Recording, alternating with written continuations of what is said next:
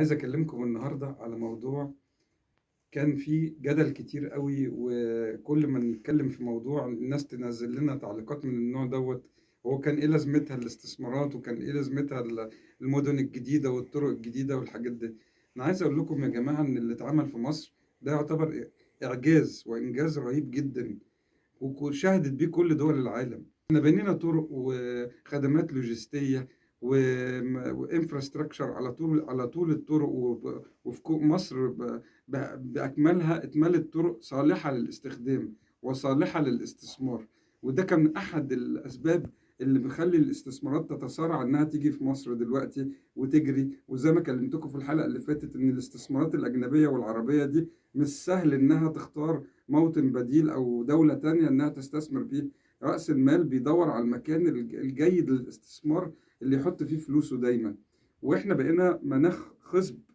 وعايز أقول لكم إن أي حد بيبني مصنع ولا بيعمل شركة ولا بيبني مبنى عشان يسكن فيه أو مشروع سكني أو أي حاجة، بيبقى في المرحلة بتاعة البناء أو إقامة المشروع نفسه أيا يكون، بيبقى مزنوق جدا ويروح ياخد قرض من البنك ويروح يستلف من صحابه عشان يقفل الكيان اللي هو بيعمله أيا يكون.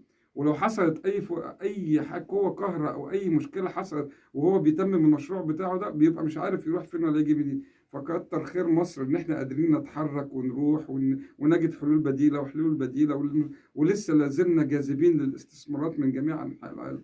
فأرجوكم تكونوا دايما باصين للجانب المشرق من الموضوع، وما تخلوش الصورة سودة، لأن اللي اتعمل دلوقتي لو بيتعمل من أول وجديد هيتكلف أضعاف أضعاف تكلفة إنشائه اللي تم إنشائها بيه.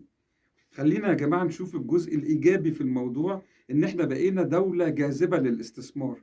وده صعب جدا على فكرة تهيئته، طرق وكباري وانفراستراكشر ولوجيستكس، كل الكلام ده الدولة بذلت فيه مجهود كبير قوي. لازم نقدر الكلام دوت، ولازم نستحمل شوية مع بعض ونعدي المرحلة الصعبة، لأن إحنا هنجني ثمار هذه المرحلة قريب جدا بمجرد بدء تشغيل المشروعات ديت ودخول المستثمرين معانا. هتبدأ مصر اقتصادها ينتعش وهيشوف ازدهار زي كل الدول العظمى إن شاء الله. شكرا.